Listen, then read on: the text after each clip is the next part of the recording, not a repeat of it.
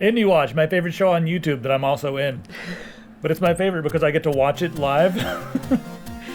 Yeah, well, the way this works is Pistol here has put together several indie games that are from Greenlight and also some are from Kickstarter. Are these all from Greenlight or Kickstarter this time? They're all from Greenlight, and 2 of them have Kickstarters. And then she brings it down and shows me, and I play the part of the audience. So are you ready to show us these games? No, I'm not. Pull up yours, man. Well, I guess we're gonna watch them anyway. We're gonna do it anyway.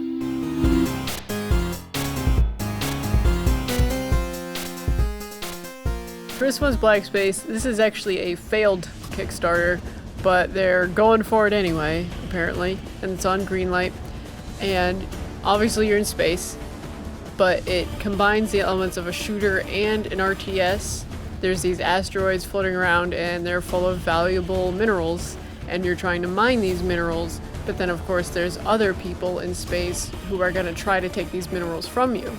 And they're going to attack your base, so you have to defend it. So it's kind of like a tower defense, RTS, shooter, outer space, kind of similar. It has a lot of physics. This is one of those games that could be amazing or it could suck, depending on the implementation. Well, from what I know, from what I've seen, I think it looks really cool, so I gave it a thumbs up. Yeah, I like the really harsh graphics because a lot of times when you get direct sunlight like that, it's very harsh. Yeah, I think this game is quite beautiful. And it's got a lot of physics, and the rubble falls back to the asteroid and doesn't fly up into space because these asteroids are very dense because of their minerals. Dense. Yeah, they're very dense. Oh, looks pretty cool. And there's a link to the Greenlight. And this one you brought to my attention. I sent you this one. Yeah. Now, I guess I get to take over right now. Yeah. Okay, I found this on Greenlight. I go on there as well. Now, you play a 2-year-old. It's a survival horror type game. I don't know much about it. This is just like the opening trailer sequence. We don't have anything playable at the moment. We're going to get something playable soon. But it's interesting, just because you're a 2-year-old and you can't defend yourself, you have to run. You're not going to be able to... Or crawl. Yeah, you have to crawl or run away. And there's just creepy things happening in the middle of the night, like it showed before. It was your crib was moving, you don't know why. There's shadow figures going across the windows, and you're just freaked out. Middle of the night, the house is quiet yet creepy, and you're crawling around. And there's just things happening around you, and you're just freaked out. And it's basically kind of like childhood imagination playing into your fears. Well, I think this is something that not a lot of people have done. I think we're gonna get a little philosophical here, but I think the essence of fear is something that's mysterious to you. Just like mystery. People are afraid of things they do not understand. Yeah. So you take, something mysterious, and then you make the character you're playing, or you make yourself defenseless. Yep. And especially since it's a 2-year-old, because 2-year-olds don't understand much in the world, so a lot of things are freaky to them because they do not understand them. So I wonder if they're going to play up on that in the game. I wonder if it's actually going to be something silly. I wonder if it's all in your mind. I'm just speculating at this point because I don't know. Maybe it is something supernatural. I mean, there are like pots and pans flying around and creepy things moving by, but what if it's all in your mind? Well, I guess we'll find out. We're probably going to upload some gameplay footage of this game once we're able to play it. Are you going to put your little, your face in the corner and scream like every other person on YouTube? Also, this one has a Greenlight and a Kickstarter, so there's a link for both of those. Sweet. And this one is called Homesick. This one I was attracted to because it's geared towards Myst fans. Of course, you're a caretaker of this. Pillow. You're a caretaker of this abandoned building. Oh, that's and cool. You're walking around. You're trying to figure out what happened in the building. You're trying to figure out who you are, and you're constantly haunted by these nightmares that are interactive. You actually interact in the nightmares. They're not cinematic. And I think just the graphics and the atmosphere is really interesting and beautiful. And it's got puzzles, and there's a link to their Greenlight page. Maybe a scary version of Myst? Yeah. And this is extremely early development. I don't think there's any story for this yet, but it's called Stranded Deep. And you're basically just on a lifeboat in the middle of the ocean, and you just wake up and you're being circled by this shark, as you can see.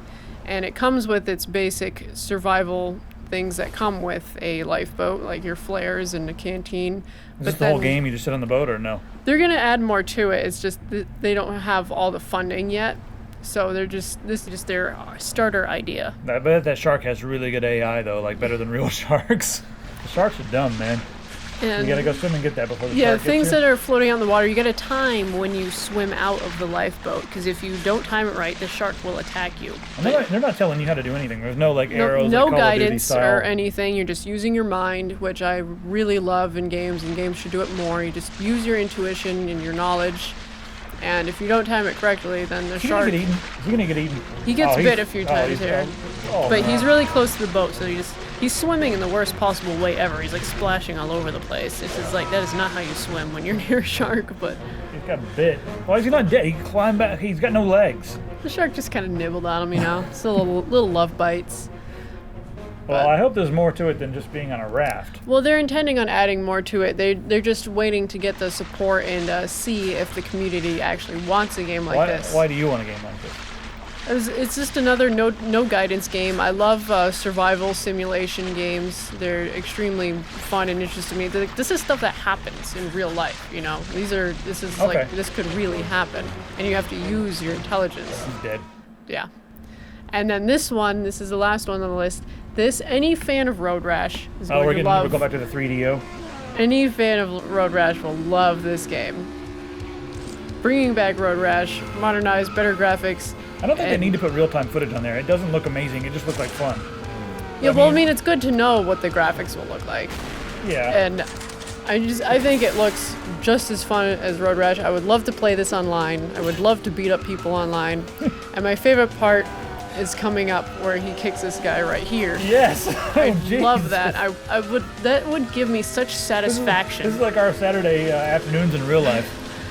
And then you can attack, in the air. Look at a freaking katana. Yeah, I think it looks amazing. So there's their green light, and they also have a Kickstarter. Go support them. It's going to be great. So this is the second episode of Indie Watch. I hope you enjoyed it. Here's a link to our previous one, and stay tuned for the next one. If you like indie games, if you fancy them, you can send your favorite indie game. Distil at techsyndicate.com. That's it. It's on the screen right there. Be sure to join all of our channels. If you do not join all of our channels, you'll probably find yourself a sad person, crying yourself to sleep every night. But stay informed and join us. It's not funny, it's true. All right, bye everybody.